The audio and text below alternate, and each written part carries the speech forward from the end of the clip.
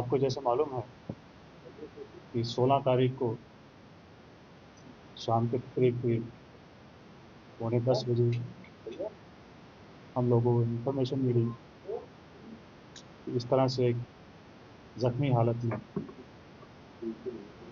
एक आदमी जो है चट्टा एरिया में, जहाँ पे यूनिवर्सिटी है हमारी स्वास्थ्य यूनिवर्सिटी, उसकी पुली के पास जो है बलोर नाले के ब्रिज के ऊपर जो है कोई व्यक्ति जो है वो इंजन हालत में पड़ा है। तो वहाँ फौरन से पुलिस, हमारे अफसर पहुँच गए और जब जांच पड़ताल करा तो वो आदमी काफ़ी सीरियस था और उसको हॉस्पिटल ले गए, जहाँ पे डॉक्टर्स ने उसको डेड डिक्लेयर। उसकी अवस्था देखते हुए, उसकी हालत देखते हुए ऐसा लग रहा था कि उसको किसी ने तेज धारदार हथियार से मारा है, जिसकी वजह से उसकी डेथ हुई। इसमें हमने फौरन से एफआईआर रजिस्टर करके इन्वेस्टिगेशन अमल में लाई और एक सिट भी हमने इसमें बना ली, जिसकी क़यादत जो है एसडीपीओ गांधीनगर कर।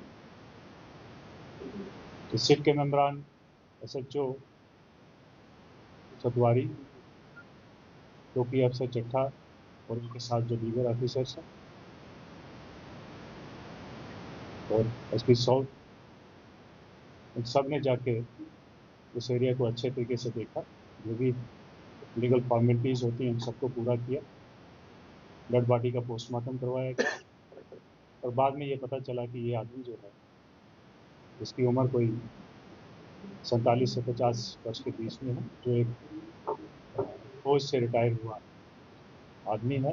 बेसिकली रहने वाला पुंछ का है, लेकिन पिछले 5-7 साल से यहाँ पर घर बनाया हुआ था, यहाँ रह रहा है। इसका नाम बलबीर सिंह।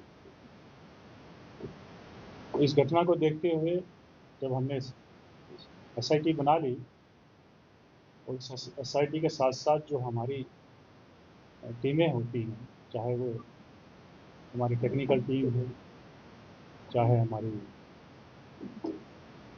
इंटेलिजेंसी की टीम्स हों,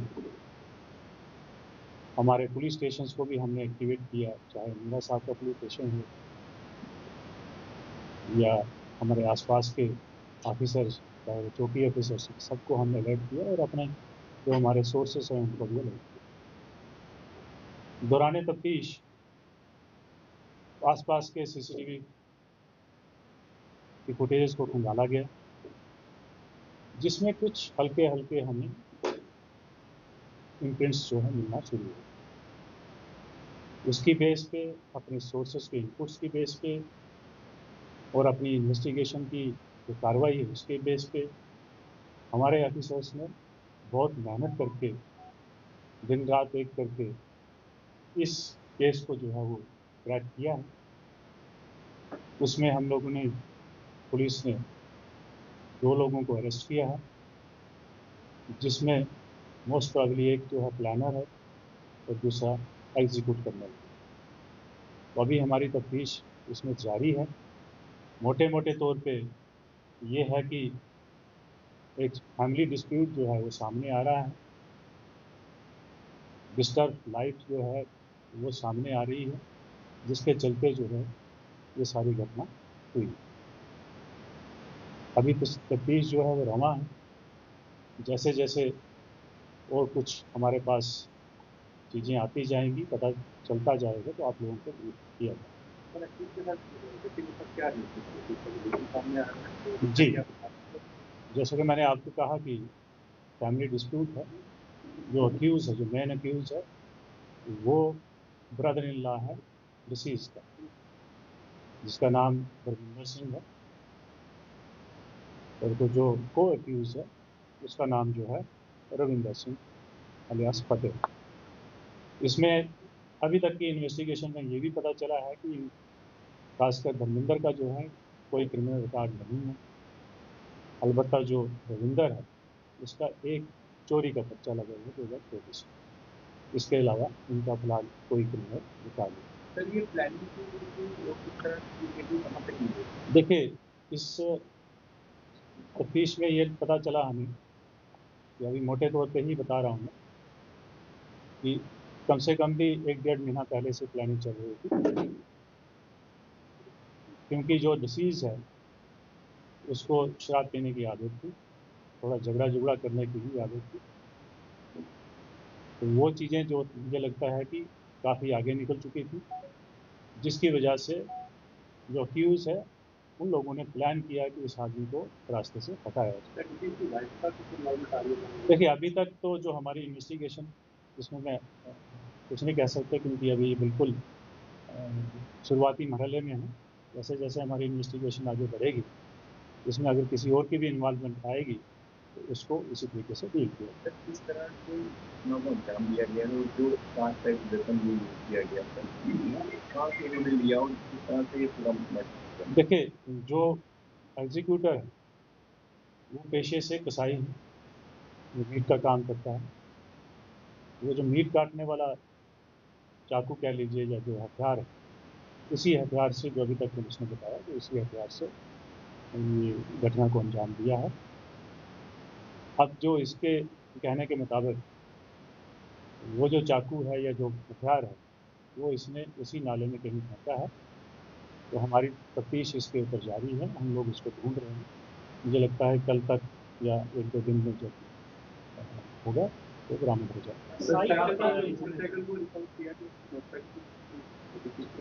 देखिए, इसमें क्या है कि ये दोनों जो है इसका पीछा करते हैं, मीरा साहब, क्योंकि ये जो डिसीज है ये शाम को मीरा साहब बाजार में गया था। वहाँ से जब वो घर के लिए लौट रहा था, तो क्योंकि इन्होंने पहले से प्लानिंग कर रखा था, इसका पीछा कर रहे थे, ये दोनों स्कूटी पे जो है इसके पीछे पीछे आए। और आपको मालूम होना चाहिए कि जो रास्ता मीरा साहब से जो चट्टा के लिए आता है, उस रास्ते को इस्तेमाल किया और एक पॉइंट पे आके स्कूटी को साइड पर रख के ये जो एग्जीक्यूटर है ये जाके उसके ऊपर हमला करता है, उसको इंजर करता है और वहाँ से फिर ये लेकर आता है। देखिए, अभी तक तो यही है कि कोई छोटा मोटा लालच दिया गया था, लेकिन वो अंडर इन्वेस्टिगेशन। सर वो क्वेश्चन है मेरे, क्या विक्टिम ने पहले ही कोई कंप्लेंट की थी कि उसकी लाइफ थ्रेट में है? अगर की थी तो पुलिस ने उस पर कोई एक्शन किया या कोई कंप्लेंट फाइल हुई थी? नहीं, इस तरह की कोई कंप्लेंट फाइल नहीं हुई है, तो ना ही कभी अक्यूज हमारे पास है। सर इसके अलावा डिलैंड इंश्योरेंस क्या समझ रहे हैं, क्या अपडेट है आप? देखिए, उसके ऊपर भी हम लोग ऑलमोस्ट हमने काफ़ी सारे लोगों को अरेस्ट किया है। उसमें अभी तक जो मेन कॉन्स्पिरेटर्स या जो मेन एक तो कॉन्स्पिरेटर है, दूसरा एग्जीक्यूटर है और एक एक लिंक मिसिंग है। 3 लोग अभी मिसिंग हैं, उनके ऊपर काम चल रहा है। सर इंसिडेंट जैसे पानी की बात करें तो लखनऊ में से यूक्रेनी में एक लोग की लाश को दूसरे की क्या